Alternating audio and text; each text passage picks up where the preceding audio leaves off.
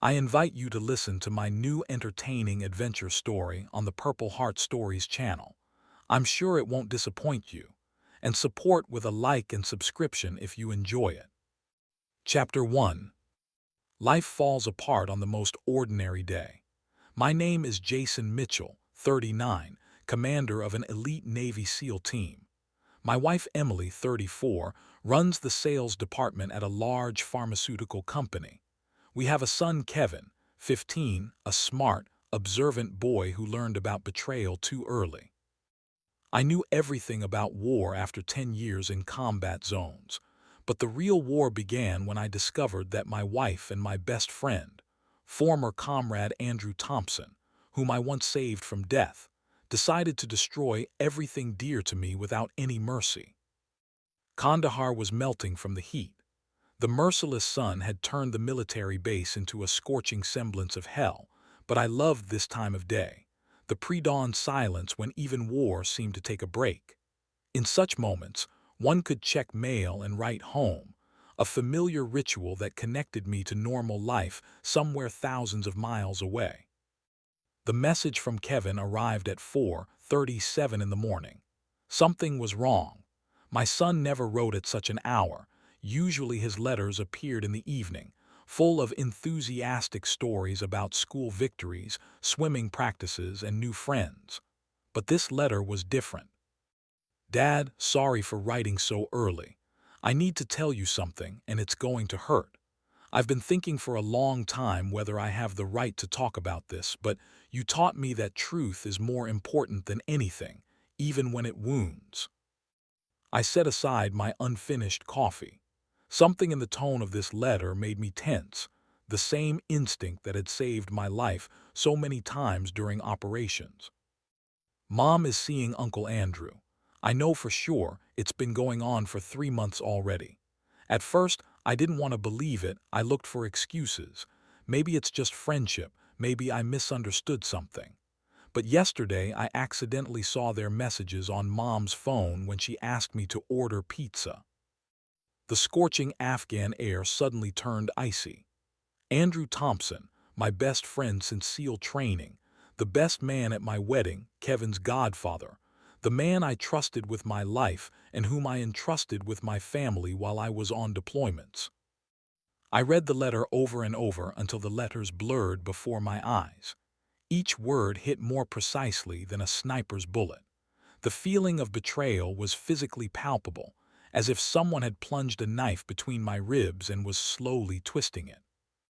They're planning to go on a cruise on his new yacht this weekend, a 3-day journey around the Dragon Islands. I accidentally overheard their conversation. Mom was laughing, saying it would be their first real vacation together. Without me, without you, Dad, she said she finally feels truly happy. Dragon Islands. I knew that archipelago better than my own home. We conducted maritime operations training there. Dozens of uninhabited islands, treacherous currents, dangerous reefs. The perfect place for a romantic getaway, and the perfect place for revenge. Dad, there's something else. I hacked into Mom's email. I'm sorry, you always said it was wrong, but I had to know the truth. They've been planning this for a long time. Uncle Andrew says they'll tell you everything after the cruise, that they'll file for divorce as soon as you return. He's already found them a house in Florida, says he'll take care of me, become my new father. Rage came in waves, but not blind rage that clouds the mind. This was cold, calculating rage of a professional, the kind that sharpens the mind, forcing you to analyze every detail, calculate every step. Hang in there, son, I wrote a brief reply, already opening another chat. Hey, Johnny, remember how I pulled your ass out of that mess in Herat? Time to return the favor.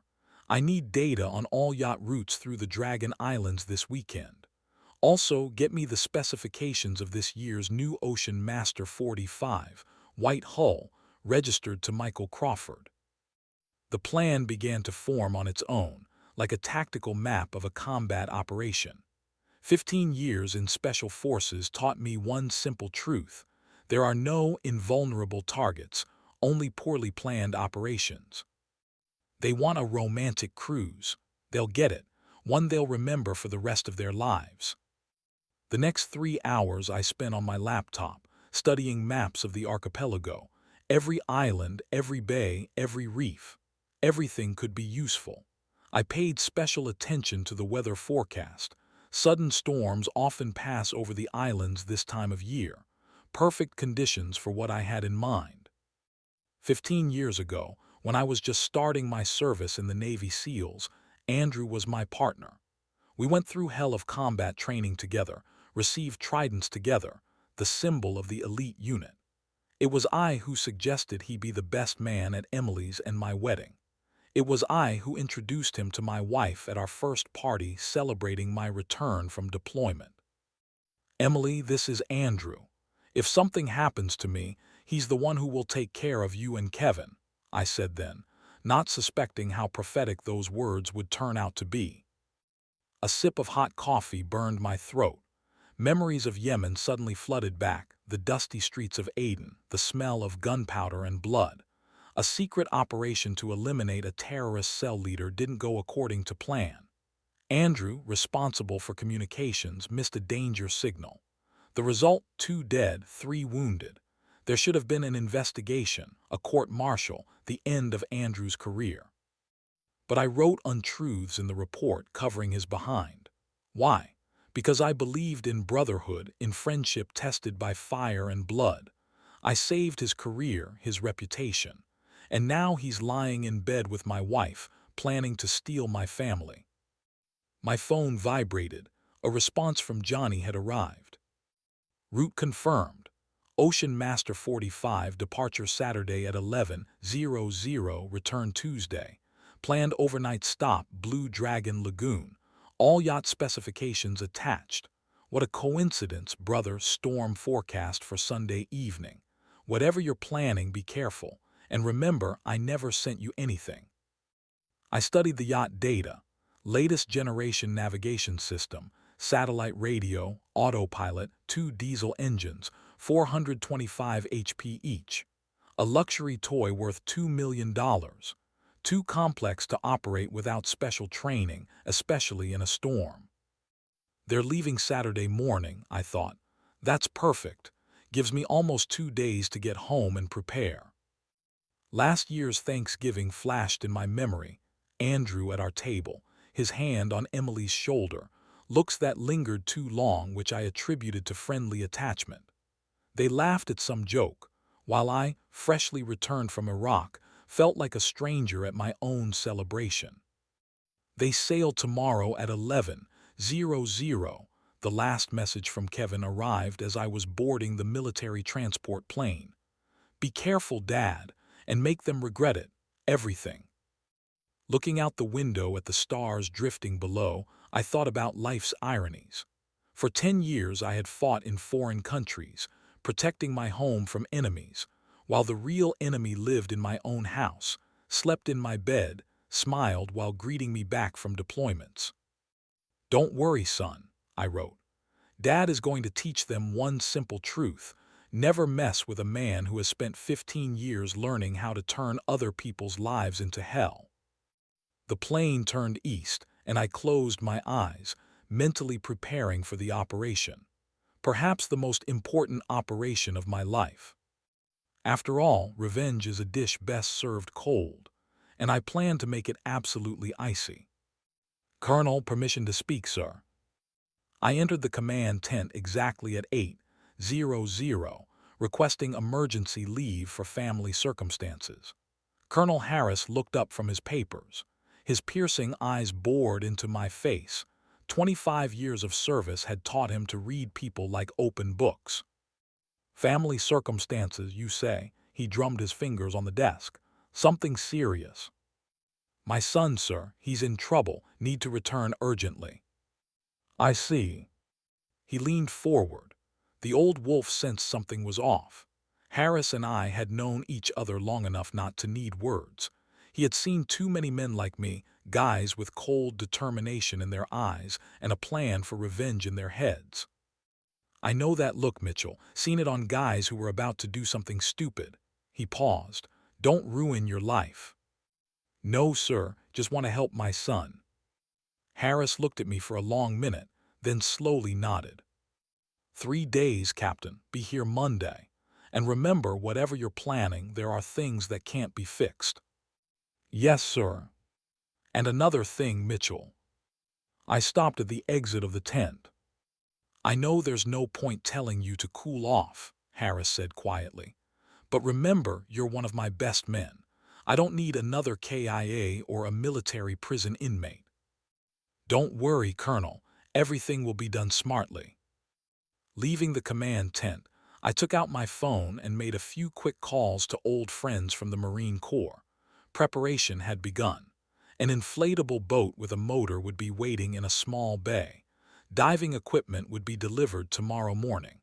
Kevin would send the exact departure time in the evening. I wonder what Harris would say if he knew the real reason for my leave. Although he probably guessed. He hadn't survived so many close calls for nothing. Packing my bag, I mentally rehearsed the operation details. Everything as usual, only the target was different, not a terrorist in the mountains, but my own wife and best friend on a luxury yacht. Funny how life turns sometimes.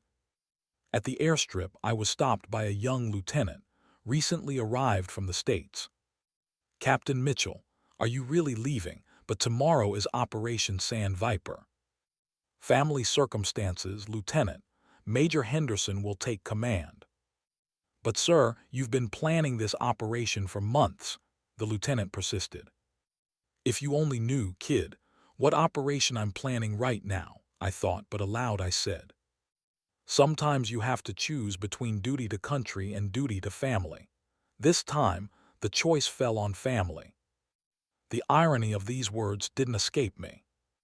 My phone vibrated in my pocket, a message from Kevin. They're leaving tomorrow at 11:00. Be careful, Dad, and make them regret it. Everything. I wasn't sure I liked this thirst for revenge in my 15-year-old son, but I understood him. Betrayal leaves scars that never fully heal, especially when betrayed by those you trusted most. A good plan is like aged whiskey. The longer it matures, the better the result. I wasn't going to act as soon as they set out to sea. Let them enjoy the first day of their romantic journey. Let them believe in their safety, thinking they are far from all their problems. The Dragon Islands were perfect for my plan. Dozens of uninhabited chunks of land, scattered across the ocean like domino pieces, far from busy routes and prying eyes. According to Johnny's intelligence, they planned to drop anchor for the night in a small lagoon between the islands. The perfect place for privacy and the perfect place for sabotage. When their yacht turns into a useless piece of fiberglass in the middle of a storm, they'll have only one path to salvation, a tiny island where I've already prepared a special reception for them. The military transport plane hummed, crossing thousands of miles. I used the time for detailed planning. First, I would need a shelter for observation. The hill on the northeast side of Little Dragon would give an excellent view of the bay. There, I would wait for nightfall to start the operation. Second, underwater approach. Thanks to years of training as a combat swimmer, I could cover 50 yards to the yacht in less than a minute. No full moon was expected, the perfect time for a night dive. Third, sabotage of key systems. Navigation equipment, radio, fuel system, anchor mechanism. Everything should fail at the right moment.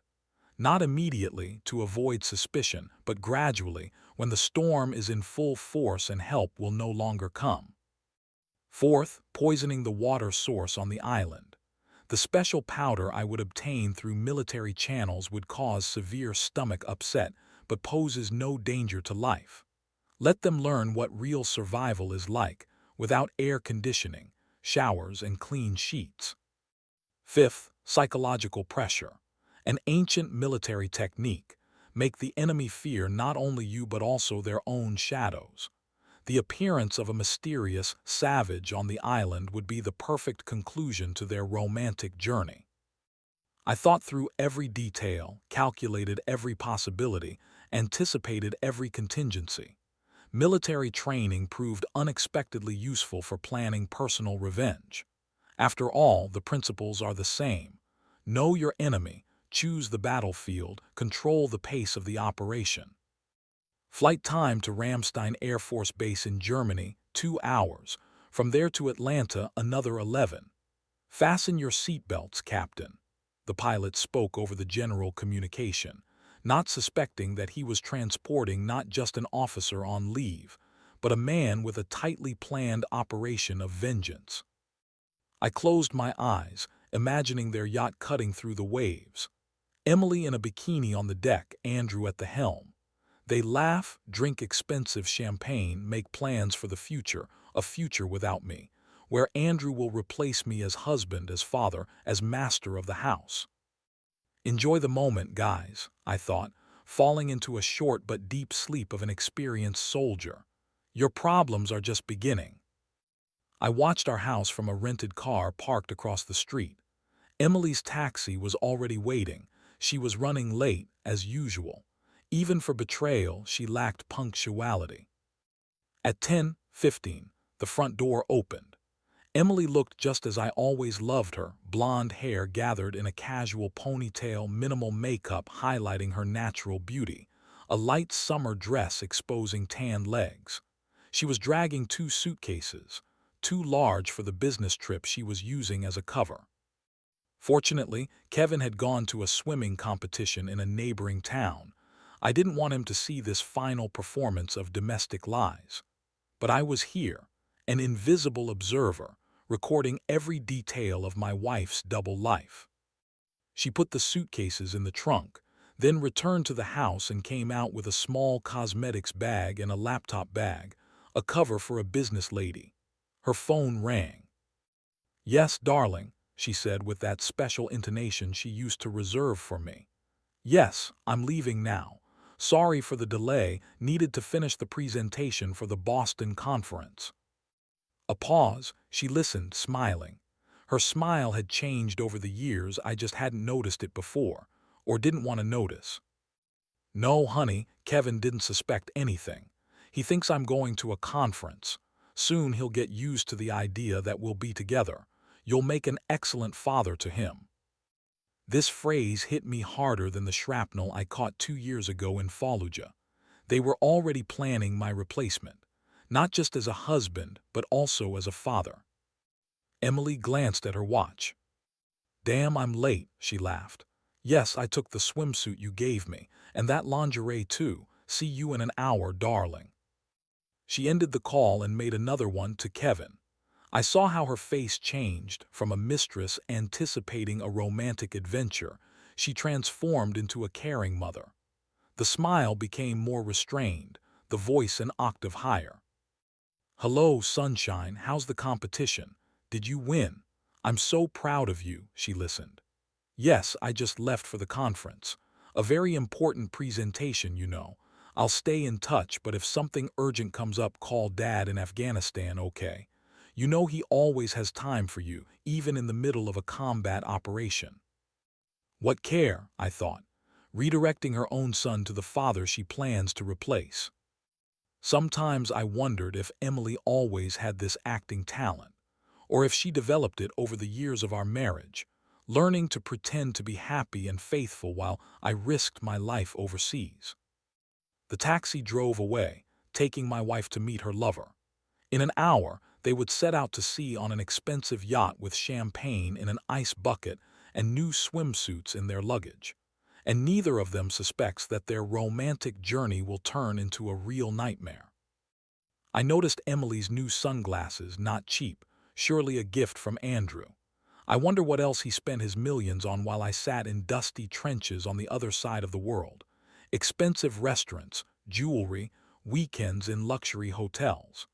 All this time I thought her promotion at work explained the new things appearing in our house. Blindness is sometimes a conscious choice. I started the rental car.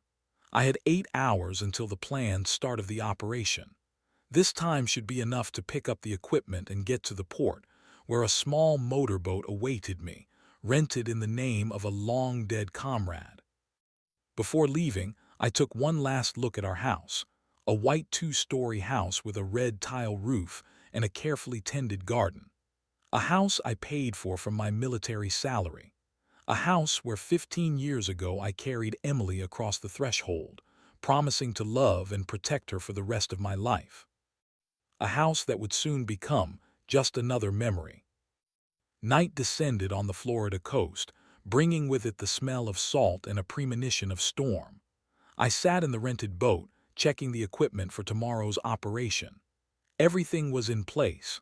Wetsuit, fins, mask, waterproof bag with tools for sabotage, packets with chemical powder for the source on the island.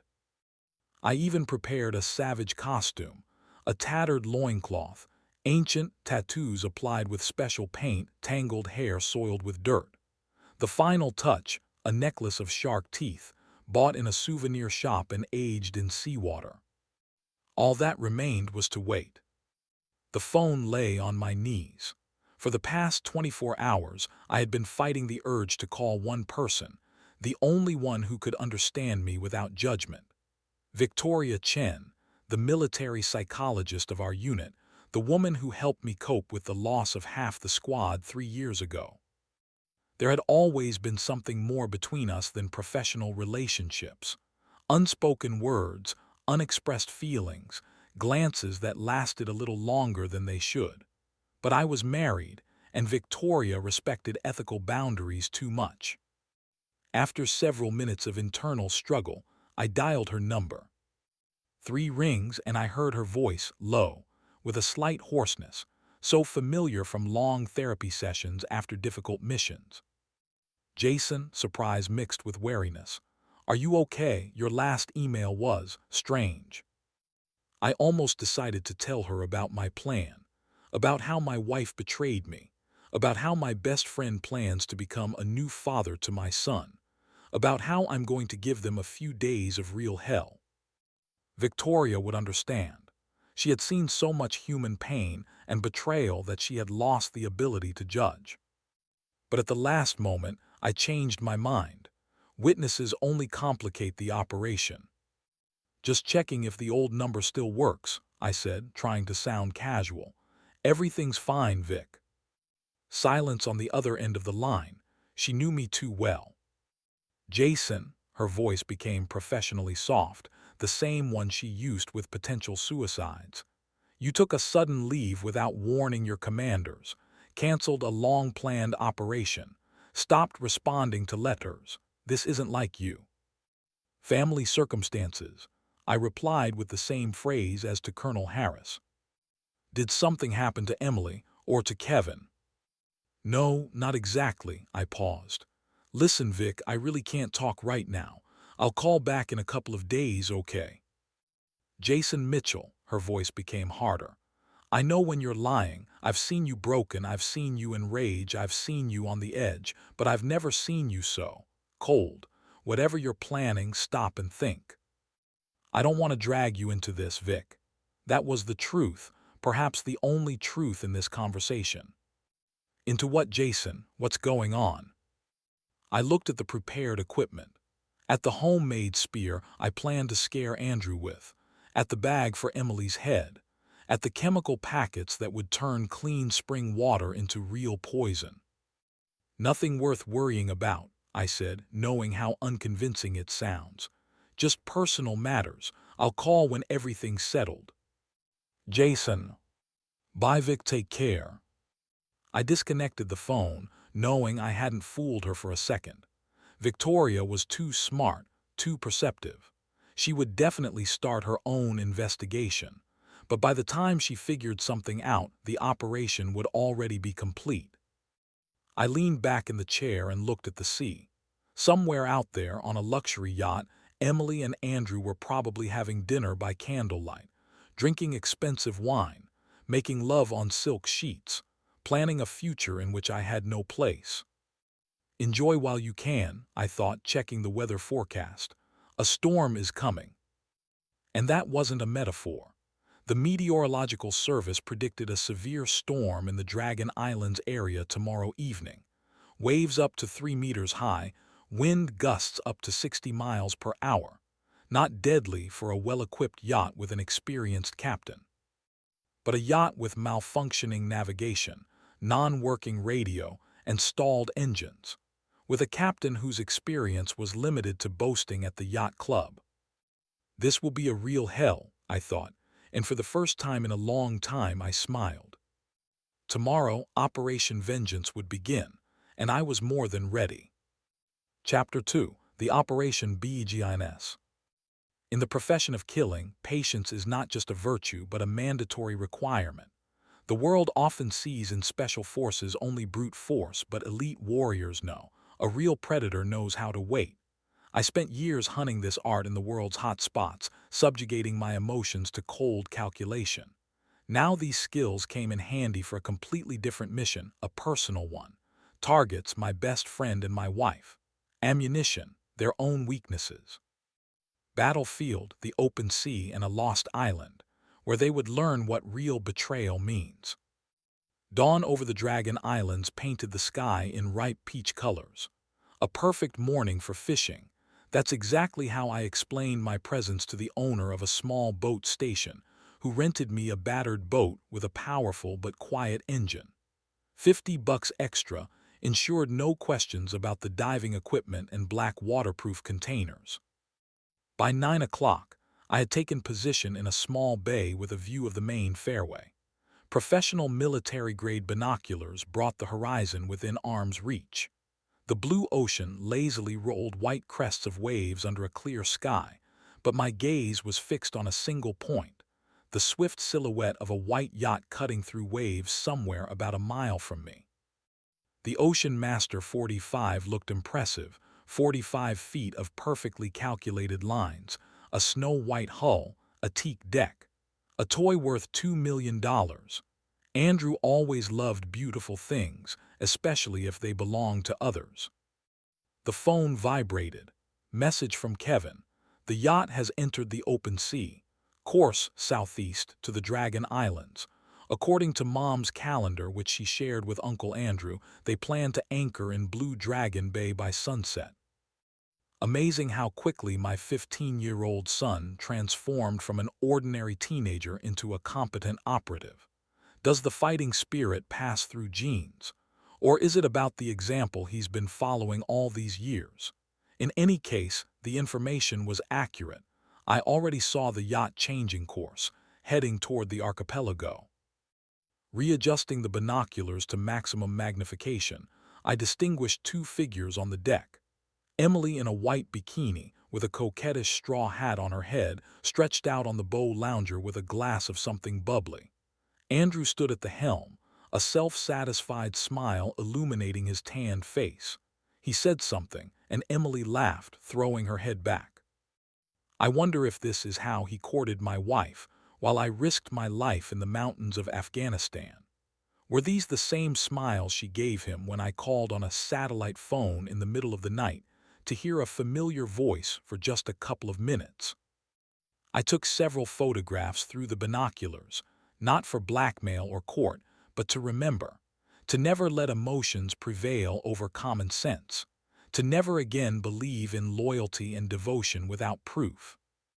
Lowering the binoculars, I busied myself checking equipment for the night dive. The military wetsuit, purchased through old connections in the Navy, bore the Black Squadron marking, a special unit of combat divers trained for sabotage operations on water. It was significantly less noticeable than bright civilian models and provided complete freedom of movement. The sabotage tools lay in a special waterproof container, screwdrivers with insulated handles, wire cutters, thin metal rods for opening locks, a small container with seawater, the simplest but most effective means for destroying electronics. Nothing suspicious. Such a kit could be found in the box of any yachtsman engaged in repairing his vessel. I checked the weather forecast on the Coast Guard meteorological site. God bless the internet and satellite communications, I thought, looking at the approaching blue front on the radar map. By noon tomorrow, the storm would cover the entire archipelago with a force capable of turning a calm sea into a raging element in a matter of hours. The phone signaled again. This time a photograph from Kevin, a screenshot of a yacht chat where Andrew boasted about his plans to spend a romantic weekend on a secret island with an amazing woman. "Want to hear the funniest part, Dad?" Kevin wrote. "They actually named the yacht New Life, as if they weren't hiding anymore." The black humor of the situation didn't escape me. New life. Well, I'll make sure this new life is something they'll remember for a long time. All day I followed the yacht at a safe distance, remaining invisible to them but not losing sight of them. By evening, as Kevin predicted, they dropped anchor in a picturesque bay between two islands. The perfect place for a romantic getaway, crystal clear water, a bay sheltered from the wind, no other vessels in sight. With the onset of dusk, lights came on aboard the yacht. Through the binoculars, I observed the romantic dinner by candlelight that Andrew had arranged on the deck. White tablecloth, silver cutlery, expensive wine, everything like in an advertisement for luxury living. Emily had changed into an evening dress that revealed her shoulders. Andrew strutted in white linen pants and a shirt. They danced to music from expensive speakers, pressing against each other under the starry sky. His hand slid along her waist, her head rested on his shoulder. "Enjoy the moment," I thought, lowering the binoculars. "This is the last peaceful evening in your life." I checked the diving equipment once more. In 2 hours, complete darkness would fall, and the moon that night would hide behind clouds. The perfect time to start Operation Vengeance. Night descended on the Dragon Islands like a black velvet coverlet sprinkled with stars. Without the artificial lighting of cities, the darkness here was absolute, exactly the kind Navy SEALs love for night operations. Andrew's yacht glowed in this darkness like a Christmas tree, interior lights, deck illumination, navigation lights around the perimeter. The perfect beacon for my mission. At 11:30 p.m., I shut off the motor of my boat in a quiet bay of the neighboring island. An hour earlier, the light in the yacht's main cabin had gone out. The romantic evening, obviously, continued in bed. This thought raised a wave of rage inside, but I suppressed it, as years of training had taught me. Emotions only hinder the operation. Professionalism above all, I reminded myself, pulling on the wetsuit, even if the mission is personal. The wetsuit fit like a second skin, dark and elastic. I smeared my face with special black cream, standard procedure for night operations. I checked the fastenings of the waterproof bag with tools, fins, mask. Everything as before combat dives, only this time the target was not an enemy ship, but the yacht of a man I once considered a friend. Immersion in water always brought a special sense of freedom. The ocean doesn't know concepts of loyalty or betrayal. It has only one rule: the strongest survives. A simple, honest rule. I swam to the yacht, making powerful but silent strokes. Thanks to training in combat swimming, I could cover significant distances underwater, barely surfacing. I covered the 50 yards to the yacht in less than a minute. "Sorry, beauty," I whispered, approaching the vessel. "Nothing personal. Your owner just chose the wrong woman for infidelity." The Ocean Master 45 seemed even more impressive up close. The snow-white hull glowed faintly in the darkness, reflecting starlight. I silently circled the yacht, looking for the most convenient entry point. According to the diagrams Johnny provided, the technical compartment was located on the stern, just above the waterline. The lock on the tech compartment hatch surrendered to an elementary pick. Andrew, with all his love for expensive things, clearly neglected a serious security system. Luxury yacht owners rarely think about protection. They care more about appearance than security. Inside, it smelled of fresh paint and expensive wood. I took out a small flashlight, covering the beam with my palm. Quiet breathing from the cabin indicated a sleeping couple. I wonder if traders dream of nightmares. We'll soon find out. "So, what do we have here?" I examined the technical room. Navigation system, autopilot radio. Andrew always boasted that he knew yachts like the back of his hand. I wonder if he'll notice that his precious equipment didn't fail by accident. Oops, I accidentally spilled some seawater on the main board of the navigation system. Salt water and electronics are incompatible. Every sailor knows that. Radio, a couple of cut wires turned it into a useless piece of plastic. Autopilot. Sorry, buddy, but you're taking a vacation. Then I moved to the engine compartment.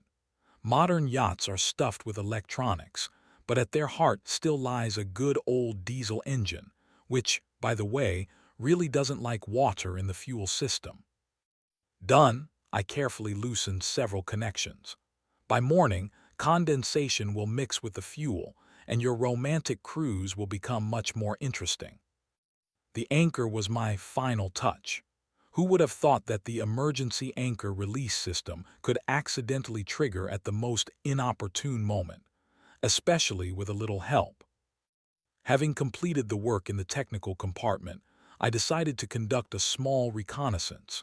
Stealthily, like a ghost, I slipped into the yacht's living area.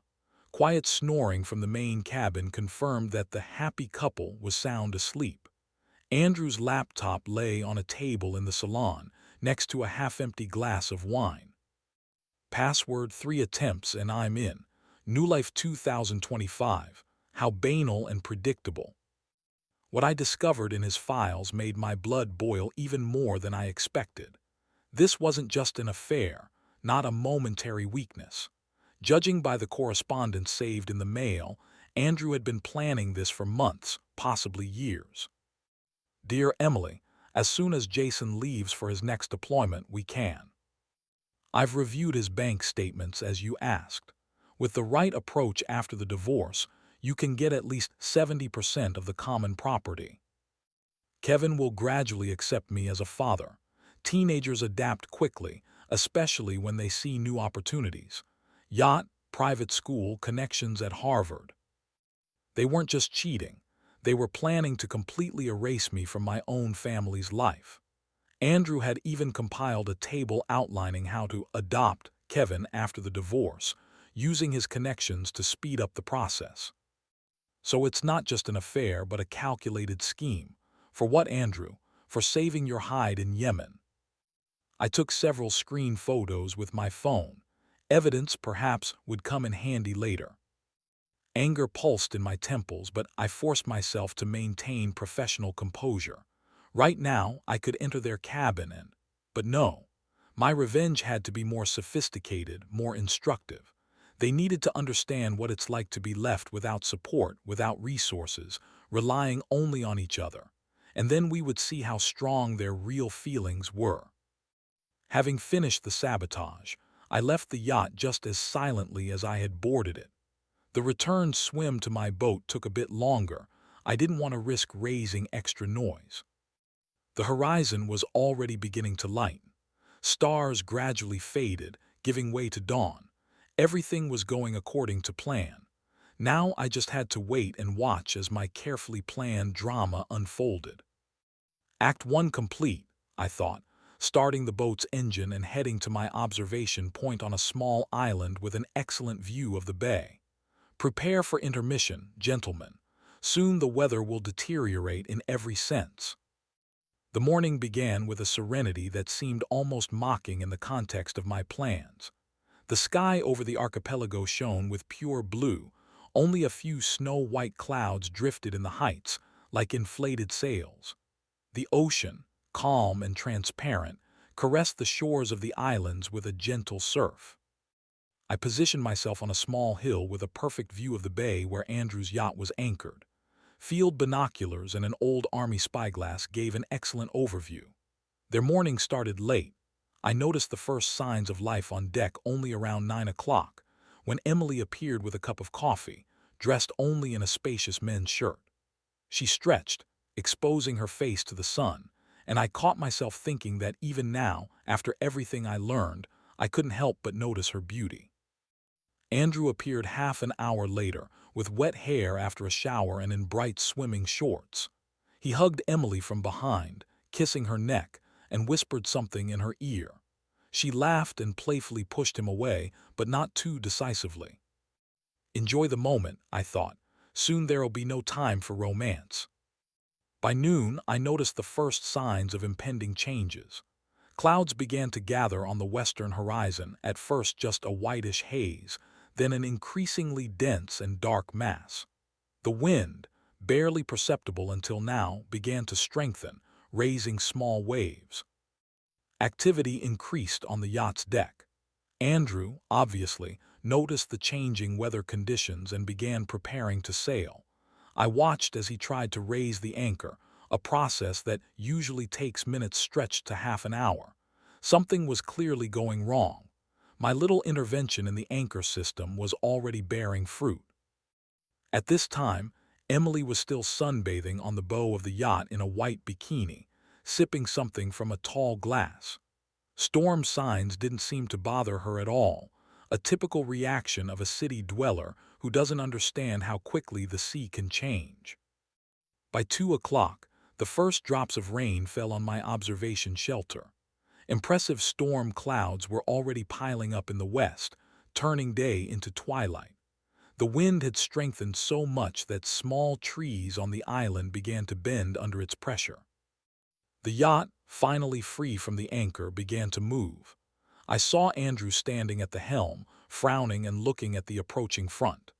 Emily disappeared from the deck, probably went down to the cabin, escaping from the intensifying rain. "Yes, buddy, this isn't your usual Sunday cruise around the bay," I commented aloud, though no one could hear me. "This is a real ocean storm." The next 2 hours unfolded an impressive picture of man's struggle with the elements. The storm hit the archipelago with all the might of a tropical front. Waves, still gentle and playful in the morning, turned into water mountains up to 3 meters high. The wind howled like a wounded beast, bending down the low palms on the islands. The yacht no longer glided on the water but fought with it, like a stubborn boxer against a superior opponent. Even through the spyglass, I could see that Andrew was trying his best to maintain course, but without the autopilot, this became an almost impossible task. By 4 in the afternoon, it became obvious that the yacht had lost orientation. Without a properly functioning navigation system, they couldn't determine their position relative to the reefs that abounded in the archipelago. I watched Andrew disappear into the hold several times, obviously trying to figure out the engine, which by this time should have started to malfunction. Emily appeared on deck, soaked to the bone and clearly frightened. Her perfect hairstyle had turned into wet icicles, her makeup smeared across her face. She was shouting something to Andrew, but the roar of the storm drowned out all sounds. "Uncomfortable, huh?" I shifted the binoculars to her face, distorted by fear. "And this is just the beginning." At some point, I saw Andrew trying to use the radio, to no avail, of course. His face, even at a distance, expressed growing panic. This was no longer a self-confident playboy, but a frightened man realizing that the situation was getting out of control. By 5 o'clock, the yacht had clearly lost control. It was being carried directly toward a dangerous section of reefs, which in such weather turned into a deadly trap even for experienced sailors. I moved to another observation point, closer to the potential shipwreck site. The rain poured down like from a bucket, but the all-weather army jacket and water-resistant binoculars allowed continued observation. "Like in a shooting gallery, only the targets move themselves," I muttered, watching the yacht inexorably approach the reefs. Combat operations without a single shot. A thunderous rumble rolled across the sky like an artillery salvo. Lightning momentarily illuminated the ocean, turning it into an ominous silver canvas. And in this flash, I saw the yacht hit the first reef. The impact wasn't catastrophic, but enough to breach the hull. Andrew was rushing around the deck, trying to assess the damage. Emily clung to the railings to avoid being washed overboard. I knew what should happen next, and it did. A gigantic wave lifted the yacht like a toy and smashed it onto a second, larger reef. The crack of the breaking hull was audible even through the roar of the storm. The Ocean Master 45 shuddered throughout its body and began to list to starboard. "Checkmate," I said, watching as Andrew's dream of a romantic cruise turned into a fight for survival. "Welcome to the real world." The yacht remained afloat for about an hour, which was a good result for a hull with serious damage. Andrew and Emily bustled on the deck like ants on a flooding hill. Andrew tried to restart the engine, a useless occupation with a breached hull. Emily belayed water with buckets, as if that could save the situation. The spectacle would have been comical if it weren't so human. When they finally launched the life raft, the yacht was already half submerged. Andrew stuffed some bags into the raft, obviously, the most valuable things he managed to grab from the flooded cabins. Emily jumped into the raft first, Andrew followed her, and they cast off from the sinking yacht with visible relief. The irony of the situation didn't escape me. 2 hours earlier, they were on a luxury vessel with champagne in an ice bucket. Now they huddled in a cramped life raft, wet, scared, carried away by the storm to an unknown fate. Although unknown only to them, I knew exactly where it was taking them. The current and wind carried the raft exactly where I had calculated, to a small, uninhabited island away from regular routes. The perfect place for the next part of my plan. "Welcome home," I whispered, watching them drag the raft onto a sandy beach. Emily in her designer dress, now turned into wet rags, Andrew, covered with coral scratches, collapsed heavily onto the sand. They looked pathetic and frightened, city dwellers thrown into an extreme situation. Well, welcome to my world, a world where each day could be the last, where there are no luxury yachts and champagne at sunset. Instead, a struggle for survival and a face-to-face encounter with your own fears. I had moved to my observation point on this island long before their arrival. A small cave in the rock gave an excellent view of the beach and protection from the weather. From here, I could observe their attempts to survive while remaining undetected. The first evening they spent simply trying to recover. Andrew managed to light a small fire from driftwood, using a lighter he had somehow preserved in his pocket. They huddled around the fire, shivering from cold and shock. They spoke little, too stunned by what had happened. Emily cried, her face buried in her knees. Andrew awkwardly embraced her shoulders, trying to look strong and confident, but his eyes betrayed panic. He had lost not only the yacht but also his self-confidence, perhaps the most valuable thing for a man like him. "Losing 2 women in 1 week, a heavy blow, right, Andrew?" I smirked, remembering his plans to take away my wife and adopt my son. "First, new life, now Emily. I wonder what will go next." By midnight, the storm began to subside. My guests lapsed into restless sleep by the dying fire. I used this moment to perform an important part of the plan, poisoning the only source of fresh water on the island. The spring was located about half a mile from the beach, in a small hollow among trees. Crystal clear water, gushing from the ground, was a real treasure for shipwreck survivors. The special powder I dissolved in the source was absolutely tasteless. The first symptoms would appear about 3 hours after consumption, enough time for them to fill all their containers with this life-giving moisture. Returning to my shelter, I watched as the first rays of dawn painted the sky in blood-red hues. The storm had passed, leaving behind a clear sky and fresh air. A perfect day to start the fight for survival. "Sleep tight, lovebirds," I thought, looking at their huddled figures by the extinguished fire. "Tomorrow will bring you many new impressions." Dawn painted the island in the dry colors of blood. I observed the happy couple as they began to come to their senses after a night on the cold sand. Emily looked as if she'd been run over by a truck, eyes swollen from tears, tangled hair, expensive manicure hopelessly ruined. Andrew, yesterday's captain of a luxury yacht, now resembled a vagrant from San Francisco Bay, rumpled, dirty, with 3-day stubble and wild eyes. Their camp on the beach presented a pitiful sight. The raft was overturned and stretched over several branches, creating a semblance of a canopy. Nearby lay things saved from the yacht: Emily's designer bag, a soaked laptop, several bottles of water, a box of cigars, and surprisingly, a bottle of whiskey. The first hours were spent comprehending the situation. Andrew climbed a small hill, trying to assess the size of the island and possibly see passing ships. Emily remained in the camp, sorting through the saved items and trying to find something useful for their situation. I noticed that tension had already appeared between them. A night spent in discomfort on a cold beach began to erase the outer gloss of their relationship.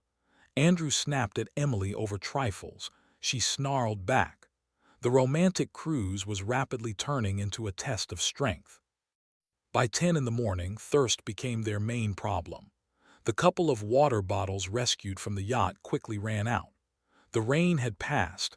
The sun began to heat up, intensifying the need for liquid. "We need water, Andrew." Emily's voice trembled with anxiety. "We won't last a day without drinking." Andrew, trying to play the role of an experienced survivor, promised to find a source. He armed himself with something resembling a stick found among the driftwood, and pretending to be a seasoned tracker, led Emily deep into the island.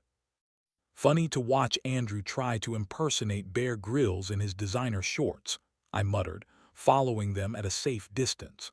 "Let's see how long this performance lasts." Their path through the jungle was comically inefficient. Andrew chose the most overgrown trails, stumbled over roots, constantly stopped to catch his breath.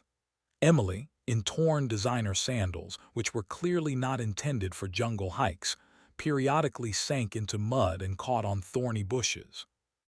They found the source almost by accident, after an hour of aimless wandering. Crystal clear water, gushing from the ground, was a real treasure. "God, Andrew, it's a miracle." Emily's voice trembled with relief. "Finally, clean water. You do have a plan, right? They will find us, right?" Andrew, maintaining feigned confidence, nodded. "Of course, baby. I don't pay those damn membership fees at the yacht club for nothing. They'll definitely organize a search." "How long will it take?" Emily was already eagerly drinking water from cupped palms.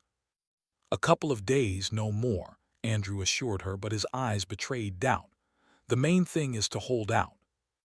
They collected water in all available containers, empty mineral water bottles, a flask from whiskey, even a decorative vase that Emily somehow saved from the sinking yacht. I just had to watch and wait. Returning to the camp, they cheered up. The presence of water gave a false sense of security.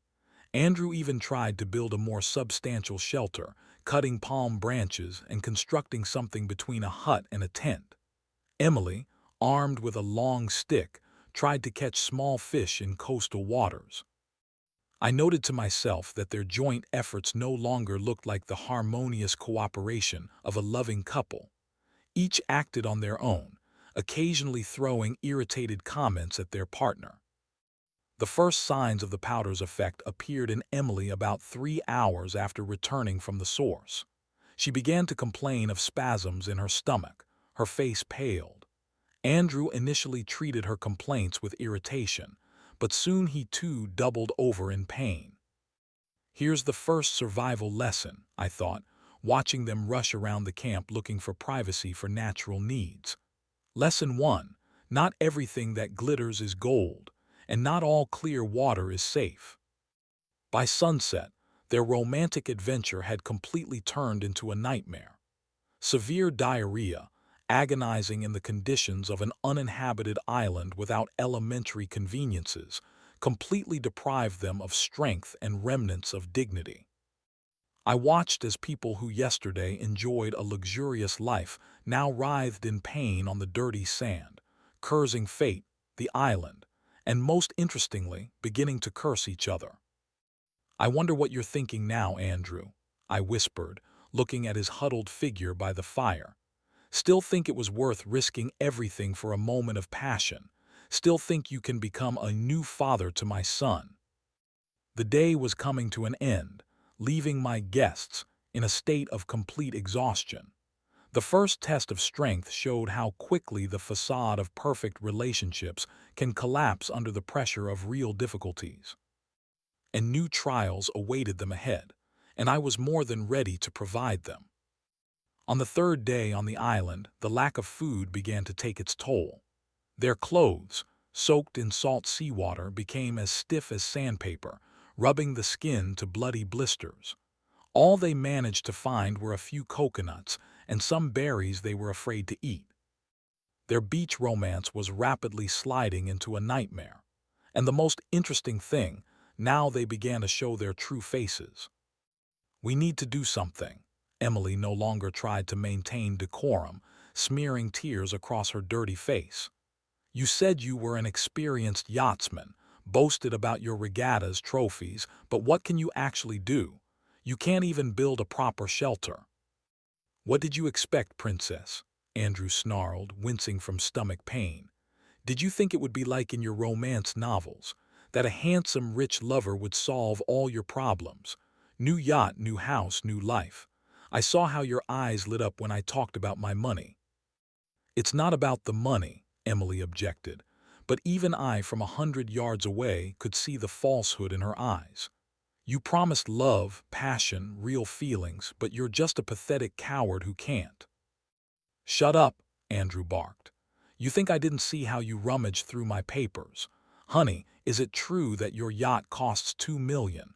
Is the house in Florida really on the beach? You were ready for anything just to escape from your boring life with a military husband." I settled in more comfortably, watching the unfolding drama. There it was, the true face of great love. It took just 3 days of discomfort for the masks to come off. I wonder if they realized the irony of the situation, escaped from boring stability for real passion, and now ready to tear each other's throats out over a handful of coconuts. Emily was the first to feel the symptoms of the poisoned water. Around noon, she began to complain of spasms in her stomach.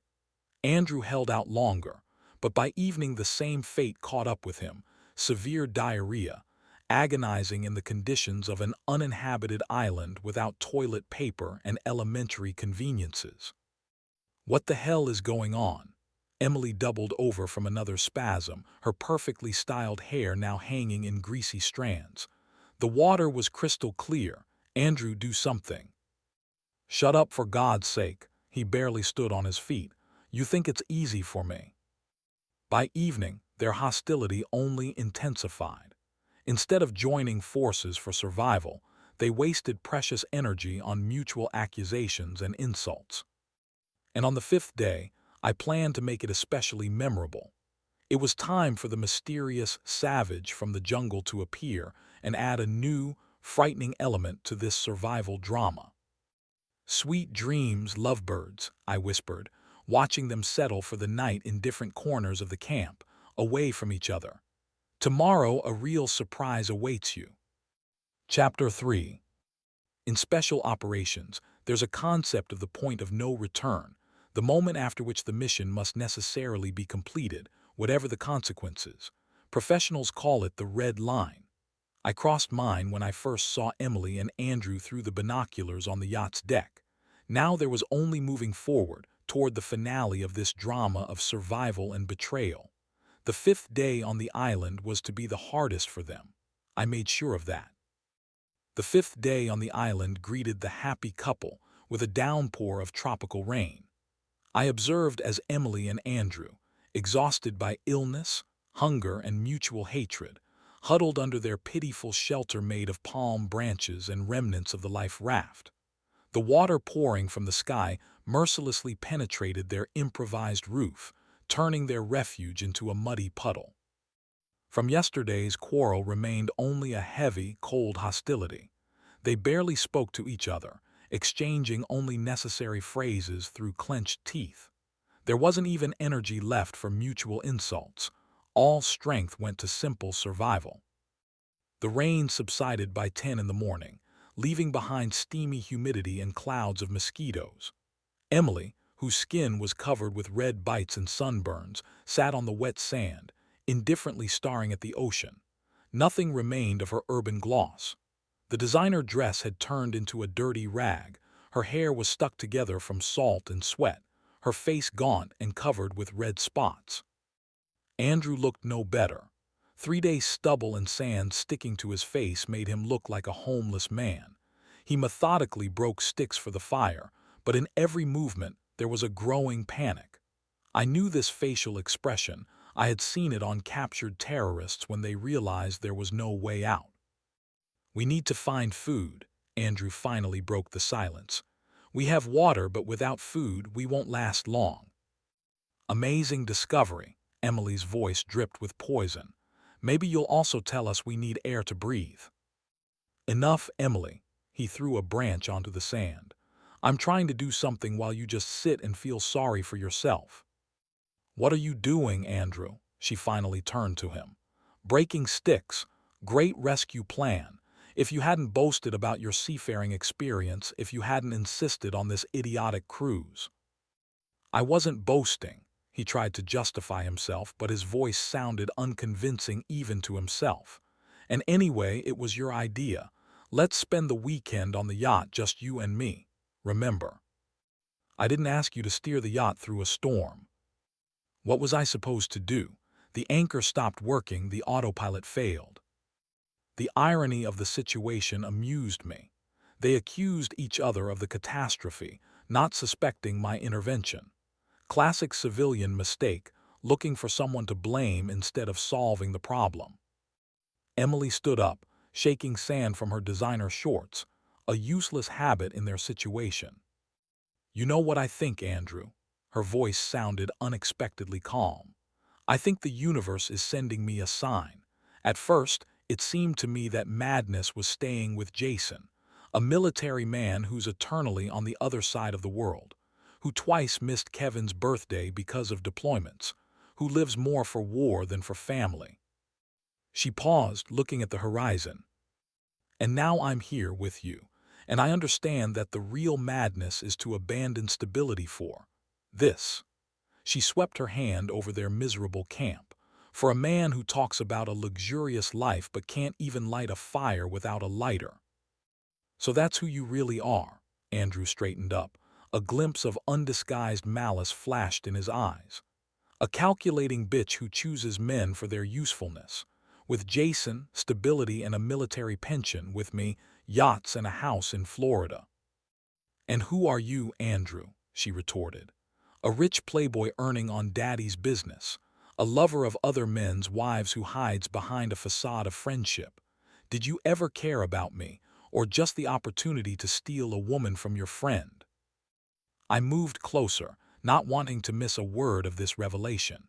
They were revealing the truth to me themselves, without torture or interrogation. "Don't pretend to be innocent," Andrew spat on the sand. "You've been hanging on me since day one. All those glances across the table, accidental touches, revealing outfits when Jason is away. You practically begged me to fuck you." "You disgust me," Emily hissed. "And you know what? I regret it, regret everything, every minute with you, every lie told to Jason." "Really?" Andrew smirked. "I thought you were ready to do anything just to get away from the military man's house. Jason is so cold, Jason doesn't understand my needs, Jason is always at war. Just admit it, you wanted to escape from a boring life, and I happened to be at hand." This dialogue was worth all the days of preparation. I was getting direct answers to questions that had tormented me since receiving Kevin's letter. They didn't love each other. They used each other. She used him for money and the opportunity to break free from a boring life. He used her. Well, the answer was obvious. "Why did you choose me, Andrew?" As if reading my thoughts, Emily asked. "Of all the women who hang on you at the yacht club, why your friend's wife?" A strange emotion flashed across his face and quickly disappeared, something between guilt and satisfaction. "Maybe I just wanted to know what it's like, to have something that belongs to the great Commander Mitchell," he replied, turning away. There it was, the moment of truth. In this short phrase was the whole essence: envy. Petty, vile envy of a man whose career and possibly life I once saved. I remembered Yemen, remembered how I took the blame for his mistake, how I shielded him from the consequences. And this was how he repaid, stole my wife, planned to steal my son, my life. Justice, I thought, not revenge, justice. Emily was silent for a long time, digesting his words. "You're nothing," she finally said. "And you know what, Andrew? I'd give anything to be with Jason right now, even in his boring military life." "Go to hell," he turned sharply and, grabbing an improvised spear made from a sharpened stick, headed into the thicket. "I'll go look for some food. You can sit here and dream about your precious husband." I followed him with my gaze. The perfect time for the next act of my play about betrayal and retribution. Perhaps in another life I would have made a decent director. The ability to build a sequence of events, create escalating tension, and calculate timing, all qualities of a good producer, or a good specialist in sabotage operations. Watching Andrew penetrate deeper into the thicket with a homemade spear, I moved on a parallel course, silent as a shadow. He stomped through the jungle with the grace of a drunk rhinoceros, breaking branches and cursing loudly each time he caught on thorny bushes. 15 years ago, when we trained together in the SEALs, he boasted about his ability to navigate terrain and survive in the wild. Now, looking at his helpless attempts to find food, I realized it was just a pose, like everything else in his life. Andrew stopped in a small clearing, breathing heavily. His face reddened from exertion, sweat broke out on his forehead. He looked around, trying to find something edible, but judging by his puzzled expression, he had no idea what edible plants looked like. "City boy in nature," I smirked, watching his wanderings. "Just like those rich tourists who come on safari and wonder why lions don't eat from their hands." At some point, his attention was drawn to a small palm with coconuts. Triumphantly smiling, Andrew headed toward it, waving his improvised spear like a primitive hunter. I knew what should happen next, not because I planned it. Some things are simply impossible to control. But I had studied the fauna map of these islands well enough to know that this part of the jungle was a favorite habitat of the Malayan pit viper, one of the most poisonous snakes in the archipelago. Andrew reached the palm and began poking his spear at the coconuts, trying to knock them down. Unsuccessfully. Then he decided to climb the tree, the most stupid venture for a person without climbing experience and in his physical condition. I settled in the thicket about 20 yards from him, watching this comedy. He slipped twice, nearly falling, then finally clung to the trunk and began a slow, awkward ascent. Coconut palms are deceptive. They seem uncomplicated for climbing, but their trunks are covered with rough husks that can strip skin from an inexperienced climber's palms. Which happened to Andrew, already halfway up. His hands were bleeding, leaving red marks on the light bark. There it is, the survival instinct, I thought, risking life for a couple of coconuts, though in his case it's more stupidity than courage. Andrew, grunting and swearing, still made it to the coconuts and managed to break one off. With a victorious cry, he dropped it down. Then, apparently getting into the swing of things, broke off two more. The descent proved more difficult than the ascent. He slipped, clung, at one point hung by his hands, dangling his legs in the air. Finally, with a last effort, Andrew jumped to the ground from a height of about 6 feet. And it was at this moment that it happened. His scream tore through the morning silence of the island. The Malayan pit viper, one of the most venomous snakes in the archipelago, doesn't like its territory being disturbed. I saw it dart from a bush at the base of the palm and sink its fangs into Andrew's calf. The snake disappeared into the thicket faster than Andrew could understand what had happened. He stood, staring in shock at the two small holes in his leg, from which blood was already oozing, mixed with a yellowish liquid venom. "God, it hurts." Andrew collapsed to the ground, clutching his leg. "Help somebody." The panic in his voice was almost palpable. He tried to scream, but from shock and pain, only a hoarse croak escaped his throat. I watched him try to crawl back to camp, leaving a bloody trail on the ground. The leg was swelling quickly, a characteristic reaction to viper venom. In an hour, the limb would swell beyond recognition, and the pain would become unbearable. Not fatal, I noted to myself. At least not immediately. With medical help he would have good chances, but without an antidote.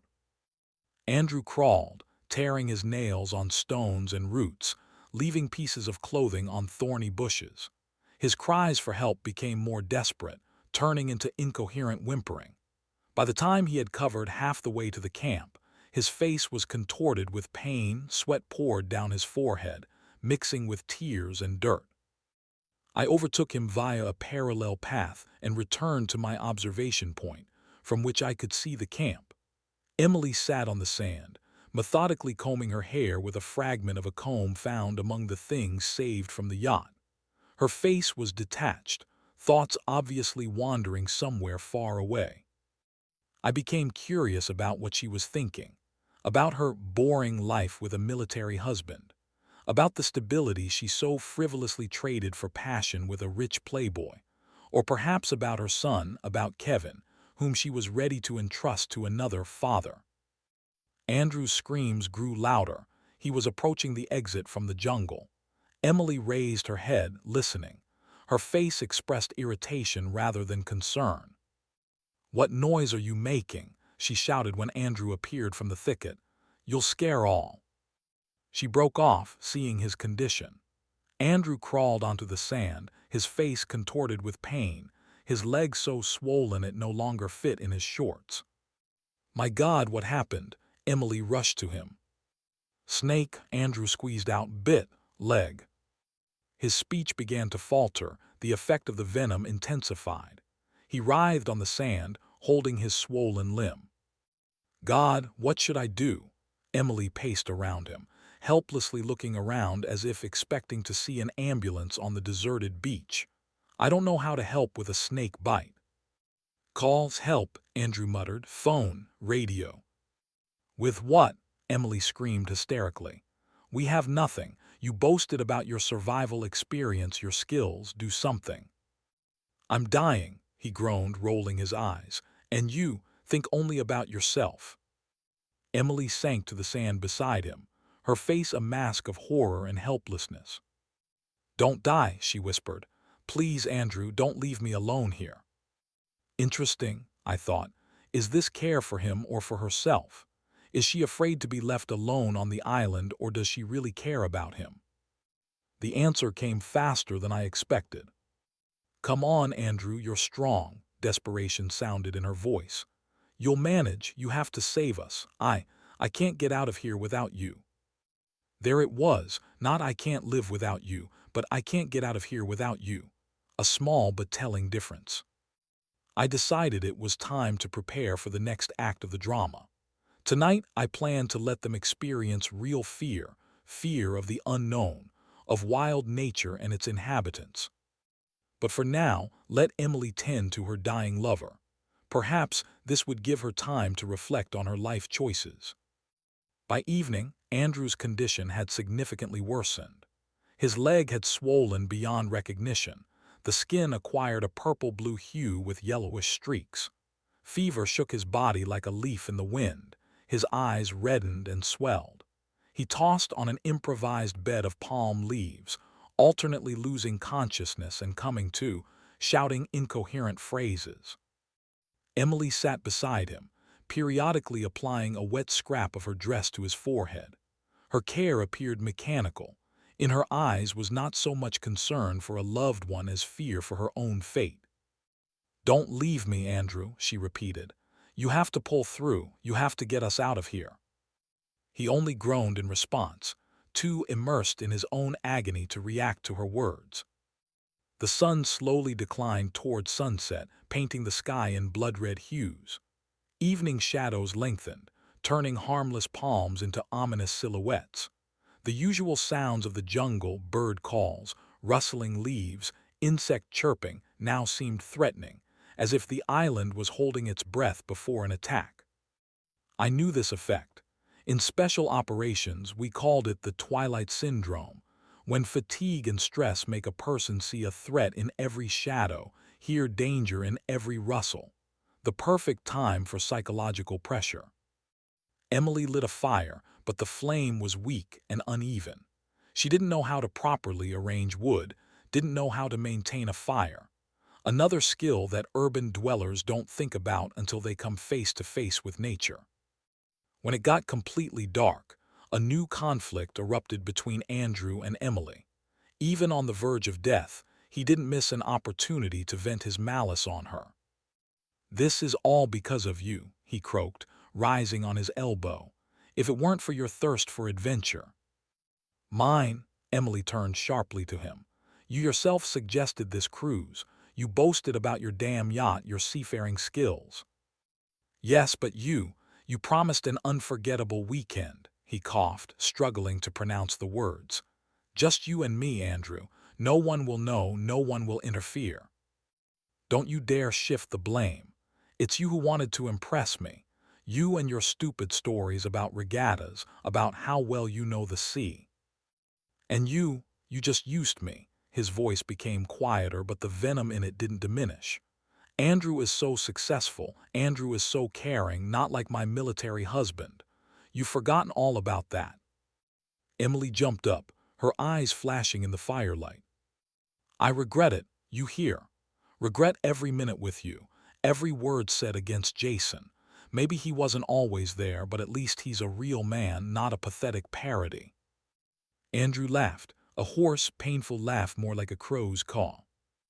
"A real man. And that's why you jumped into my bed as soon as he flew off to another deployment. That's why you moaned under me in your marital bedroom."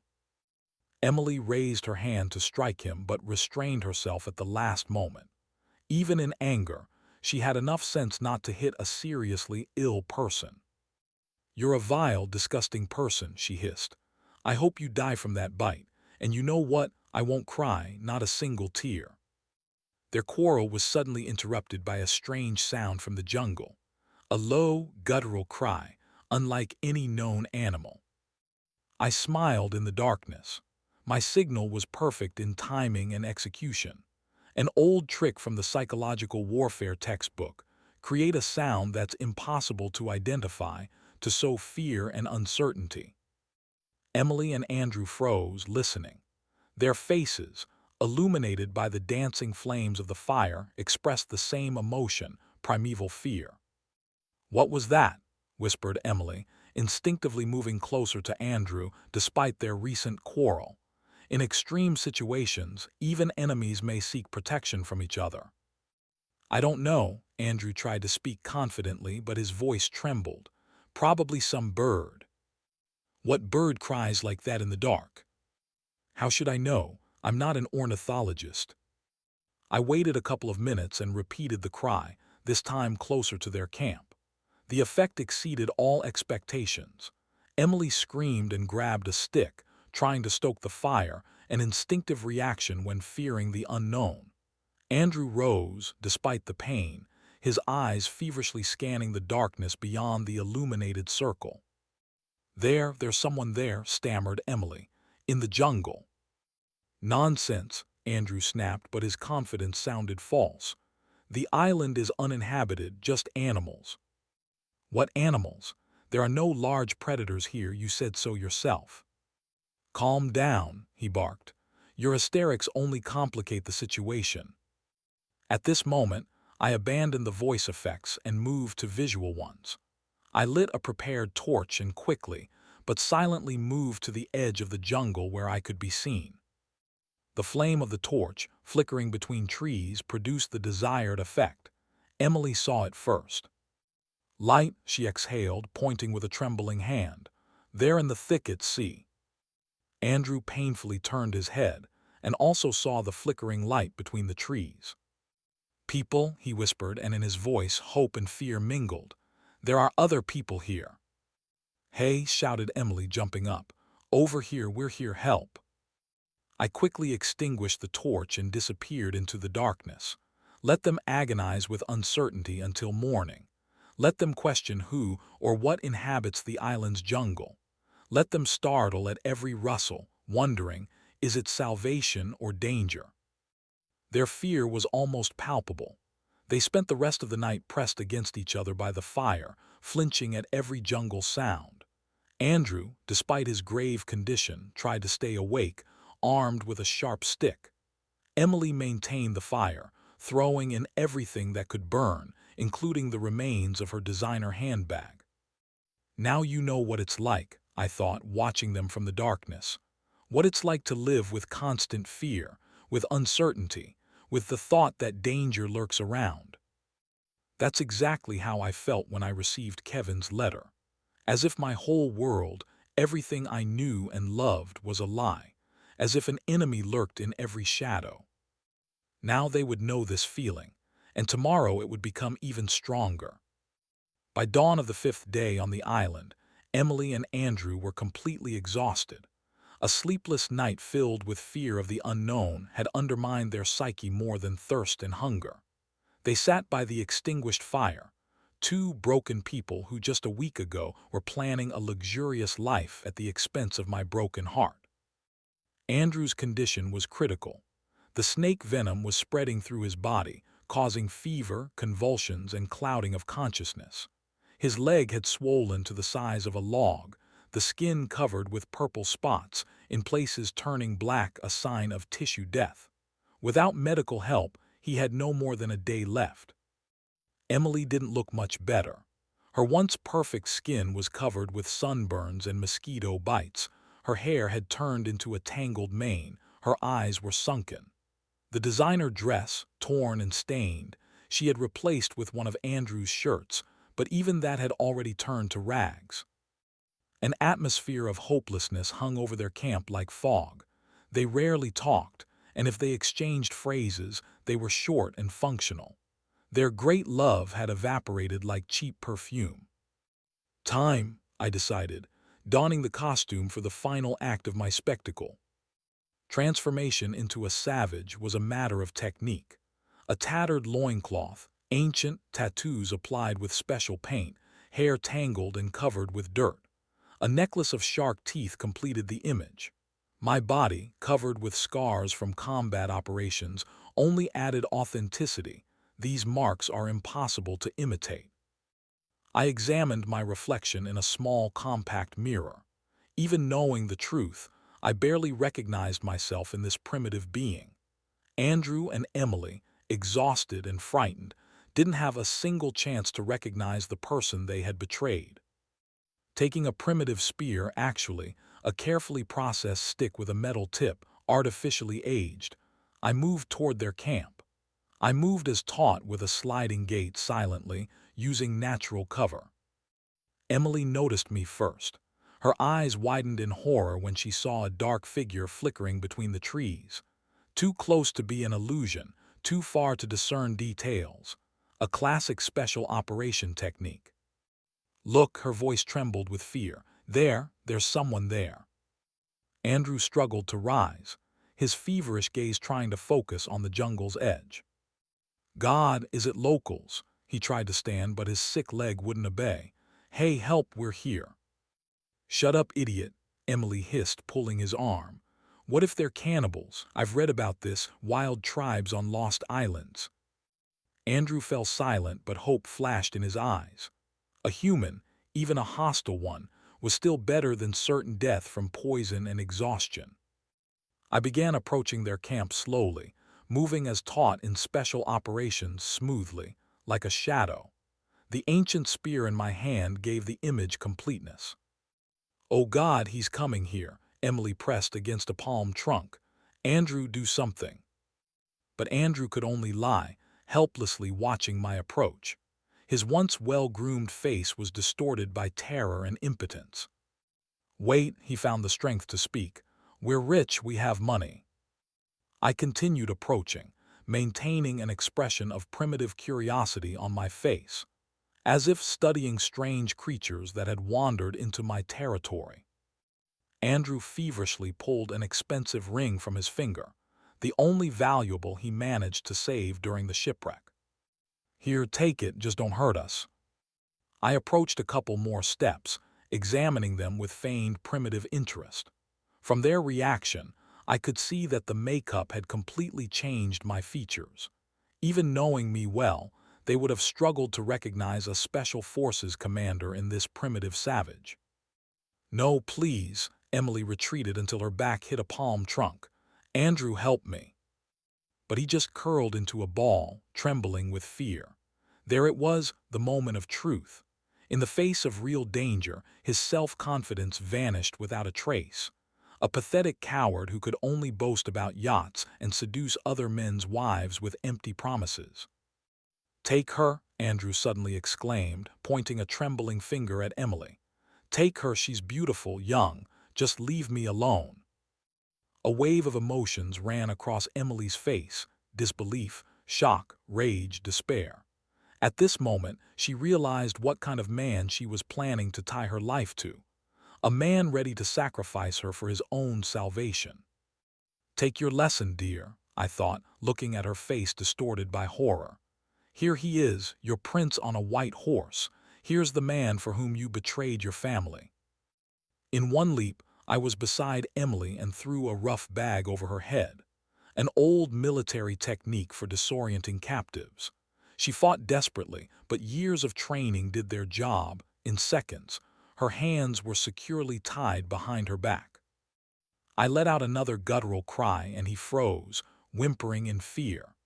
Before disappearing into the jungle with Emily on my shoulder, I threw the spear in his direction, deliberately missing by a couple of inches. His death cry echoed across the island. At least, he thought it was a death cry. I carried Emily through the jungle to the bay where my boat was hidden. She squirmed and tried to scream, but the bag muffled the sounds. I could feel her body shaking with sobs. "Afraid, dear," I mentally addressed her. "Were you just as afraid when planning to leave your husband and son for a rich lover, or was it just an exciting, forbidden thrill?" The boat was where I left it, in a small bay, hidden from prying eyes. I sat Emily on a bench and tied her to it with a rope, tight enough so she couldn't escape, but not enough to cause pain. She quieted down, only occasionally sobbing under the bag. Was she fighting fear or planning her next move? I had thought for so many years that I knew this woman, but the last few days showed I never really knew her. Starting to row, I directed the boat toward the mainland. The shore was already visible in the distance when Emily finally spoke. The boat cut through the waves, taking us further and further from the island. Emily sat on the bench opposite me. Her hands were tied and her head was still hidden by the bag. I rowed slowly, savoring the moment.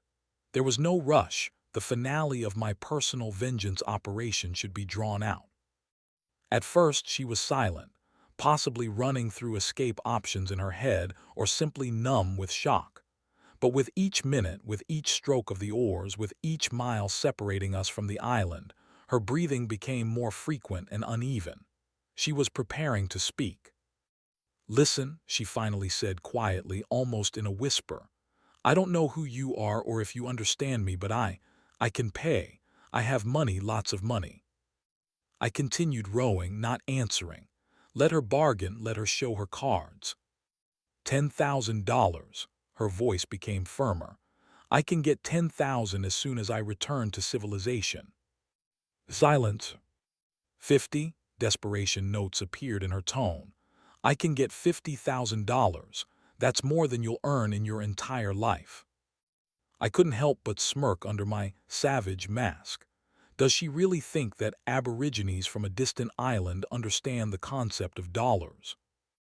100,000, hysteria crept into her voice. "I'll get you $100,000, my love. I mean, my friend, he owns a yacht club, he has money connections." I let out a guttural laugh, exactly the same one I frightened them with on the island. Emily flinched and changed tactics. "Listen," her voice became honeyed, seductive despite the circumstances. "You're a man, I'm a beautiful woman. We could come to an arrangement. I'll do anything you want. Anything, understand, any desires." I almost felt sick. Even now, in the hands of someone she considered a wild aboriginal, possibly a cannibal, She was trying to use her sexuality as currency. How low could she fall? "You're silent," her voice trembled. "Okay, I understand you like games, but remember, my husband is military special forces. He'll find you wherever you hide. He'll destroy you, your tribe, your entire island."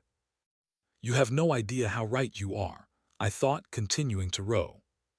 "He's a specialist in finding and destroying enemies," she continued, a strange mixture of pride and gloating in her voice. "He's killed people with his bare hands. He'll track you down and make you regret the day you were born." In another situation, I would have appreciated the irony of her threats. Now they only confirmed my decision.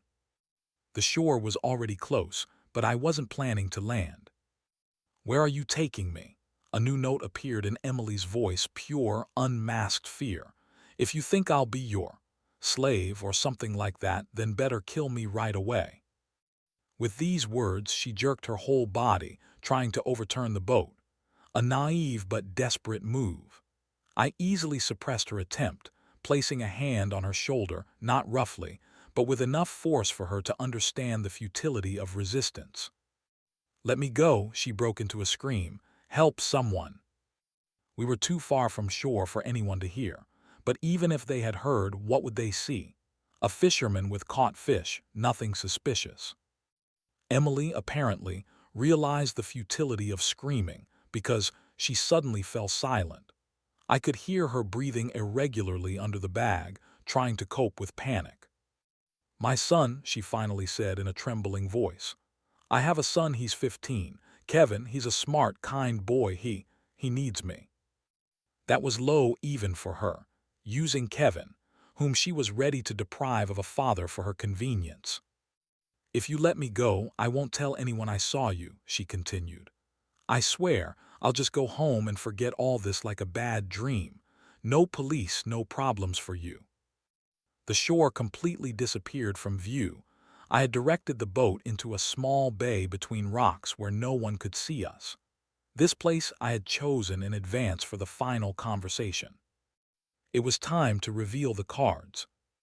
"Why look so far?" I said in my normal voice, slowly removing the bag from her head. "Your husband is already here, dear." In the pre-dawn twilight, Emily's eyes didn't immediately focus on my face. Among the exotic tattoos and dirt, familiar features gradually emerged. The ancient savage was transforming into an elite fighter, her husband, whom she had betrayed. "Ah!" Her scream cut through the morning air. She jerked, trying to crawl away, but the ropes held firmly. "No, no, it's impossible. You should be in Afghanistan. This is a nightmare, just a nightmare." "The nightmare was on the island, dear," I continued, speaking calmly, as if we were discussing the weather over breakfast. "This is awakening. Bitter, isn't it?" Her gaze darted like a trapped animal's, trying to comprehend reality. I saw how different emotions replaced each other on her face: horror, disbelief, confusion, and finally, understanding. It was all you." Her eyes widened with realization. "The yacht, the accident, the snake. Oh God." She doubled over in a dry, retching spasm, but her stomach was empty. Tears streamed down her face, smearing the dirt. "How did you like the water from the spring?" I asked casually, continuing to row. "Refreshing, want some more?" "You're a monster," she whispered. "You're worse than terrorists. At least they kill honestly, but you played with us like a cat with mice." "Justice, Emily," I corrected. "Not a game, not revenge, justice. Everyone gets what they deserve. You and Andrew are simply reaping what you sowed." "I'll tell everyone." Her voice shifted to a hysterical falsetto. "They'll arrest you, jail you, you'll rot in prison." "And what exactly will you tell?" I calmly smiled. "How you cheated on your husband with his friend, how you planned to run away with his money, or how your lover turned out to be a worthless coward who abandoned you at the first sign of danger. Go ahead, tell. I'll even help. I have some very interesting video recordings from the island." She froze, realizing the depth of the trap she had fallen into. "Video recordings," she whispered. You are filming every minute of your adventures. From the romantic dinner on the yacht to the moment when Andrew offered to give you to the Savage in exchange for his life. Who do you think they'll believe? A decorated special forces commander or an unfaithful wife ready for anything for a rich lover? Emily went limp, as if all the air had been let out of her. In the pre-dawn twilight, her face looked gray, aged. What happens now? Her voice dropped to a whisper. Now that's an interesting question. I leaned forward. Right now we're going home. You'll pack your things and disappear from my life forever. You'll file for divorce, I won't object. But remember, one word about what happened on the island, one attempt to blacken my name or turn Kevin against me, and these recordings will be seen by everyone. Your colleagues, friends, management. I wonder what the board of directors will say when they see their successful manager crawling around an island with diarrhea, offering her body to a savage. Her face contorted with horror and humiliation. I watched her realize her position, complete, absolute defeat. "And what about Andrew?" she asked after a minute. "Did you kill him?" "No," I shook my head. "Snake venom isn't fatal with timely treatment. Rescuers will find him. I sent a distress signal as soon as I put you in the boat. By this time, he's probably already in a hospital." I deliberately didn't tell her that the venom of the Malayan pit viper could well have killed a person in his condition without timely medical assistance. But there was no place for murder in my plan. Justice, yes. Revenge, yes. But not murder. "How did you find out?" she asked after a long silence, when the shore was already beginning to appear on the horizon. "Kevin," I pronounced my son's name with pride. "He noticed your changes, your lies. He hacked your phone and saw your messages with Andrew. He did what a real man should do, protected his family." Emily lowered her head, tears flowing down her dirty face. "My boy, he'll never forgive me," she whispered. "I've lost him forever." "You lost him the moment you preferred a rich lover to a stable family." My voice was cold. "The moment you decided that Andrew could become a new father for my son." "I loved you, Jason," her voice trembled. "Once I really did, but you were always so far away, always at war, even when physically nearby." "And you always looked for excuses for your weaknesses," I retorted. "Instead of fighting for us, you chose the easy path. And in return received a survival lesson." Bitter irony sounded in her voice. "Fair, isn't it?" "Absolutely," I nodded. "In life everything comes back, sometimes literally." We were approaching the pier. Soon this crazy episode of our lives would end. Emily would disappear from my home. Kevin and I would start all over again. But before that, I had to ask one more question. "Tell me honestly, Emily, just now, when everything is over." My voice was quiet, but emotions raged inside. "If you had known what this would lead to, would you still have chosen him?" She looked at the approaching shore for a long time before answering. "No," she finally said. "I would have stayed with you, not out of love but out of fear, and that would have been another lie." Her honesty at this moment was the only gift she could give me, and strangely enough, I felt relief. Some things are better to know for certain, however painful they may be.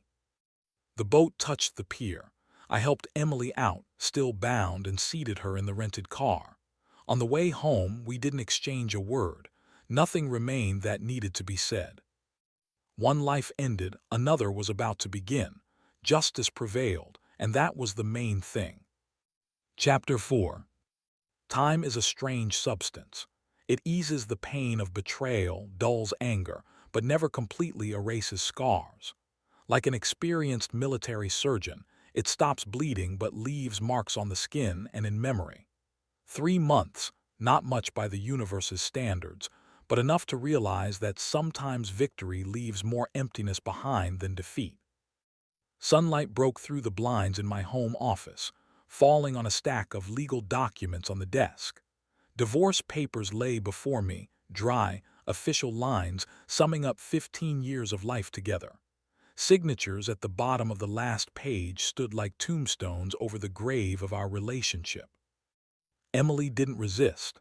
After our return from the island, she mechanically packed her things, took only the most necessary, and disappeared from our house without saying a word. She signed the documents without objection, refusing even her entitled share of property. A reasonable choice, given the circumstances.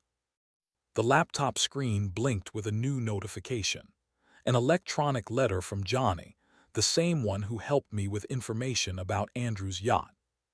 Your ex-wife found a job, real estate agent at an agency on the outskirts of town, selling cheap apartments to those who can't afford anything better.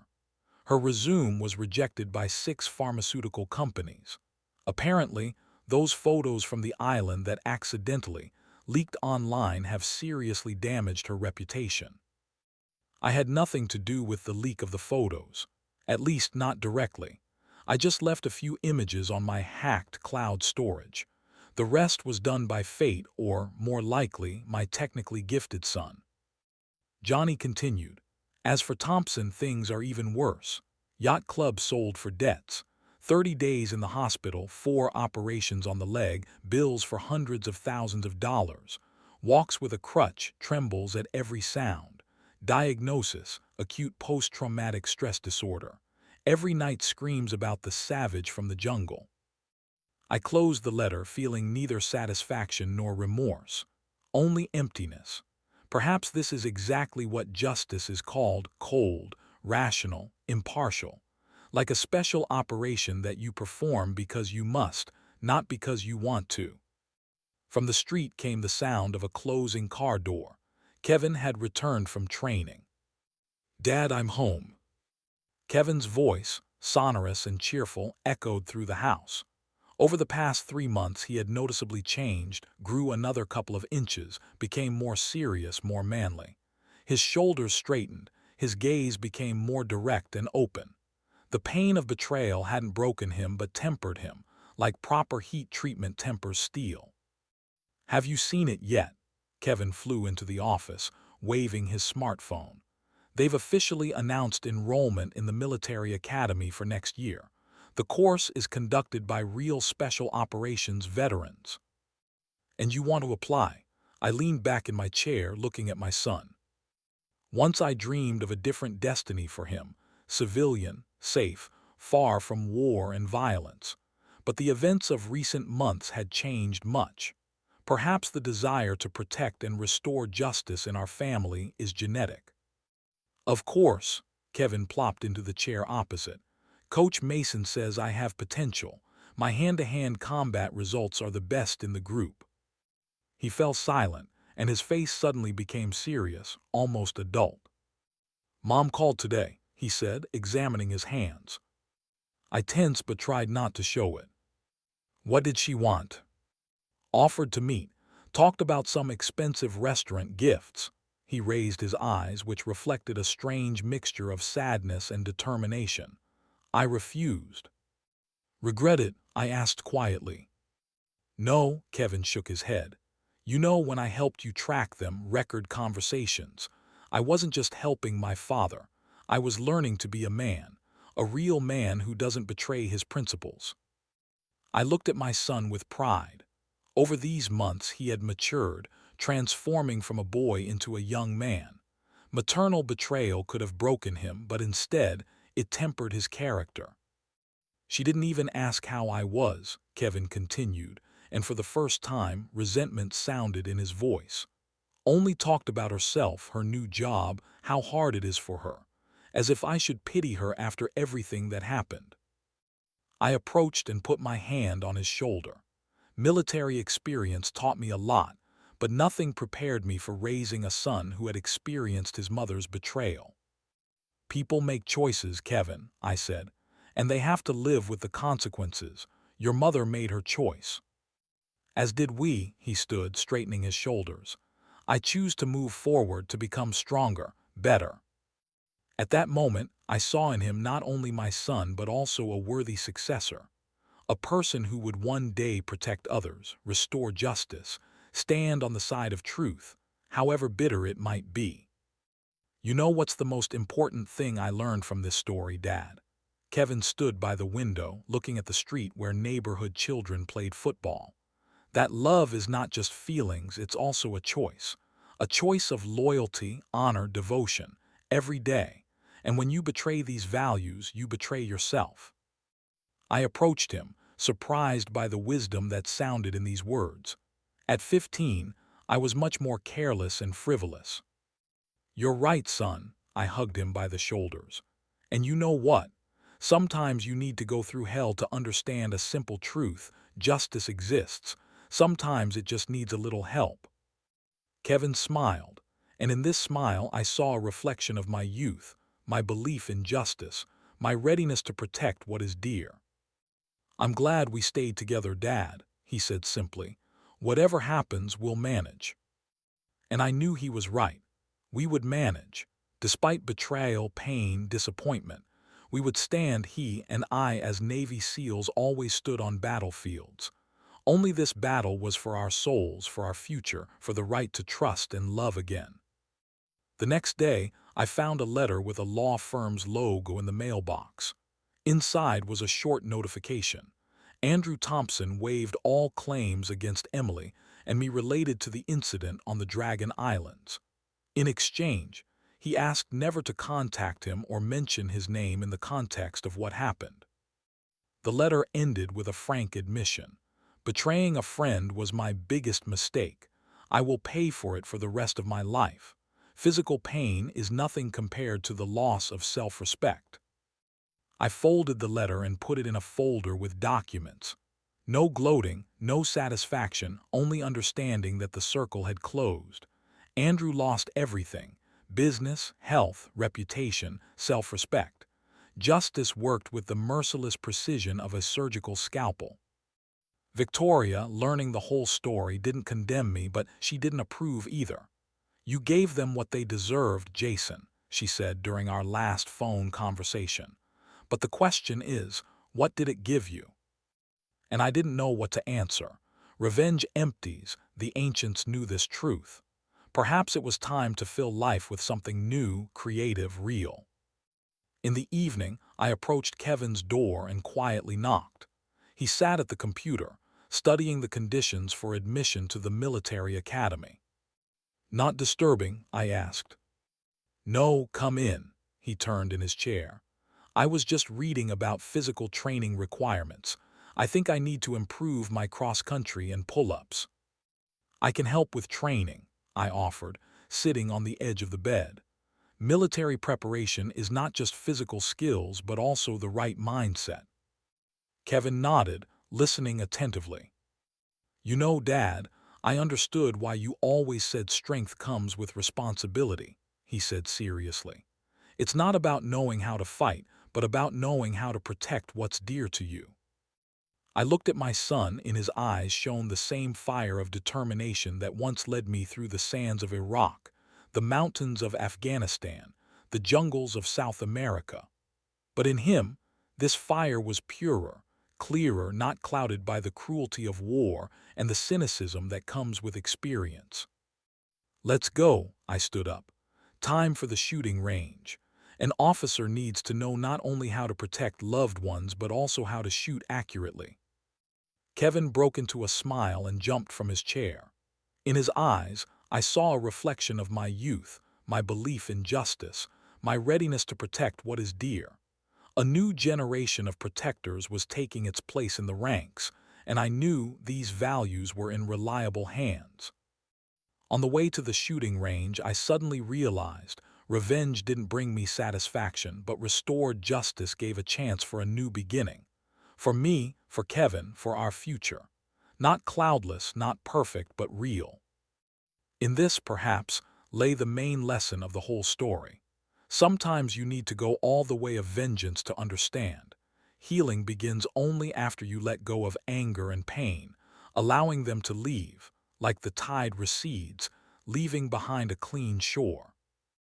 And on this clean shore, Kevin and I were beginning to build our new future. If you enjoyed this story, please support the author with a like, subscribe to the channel, and share your emotions in the comments. Thank you.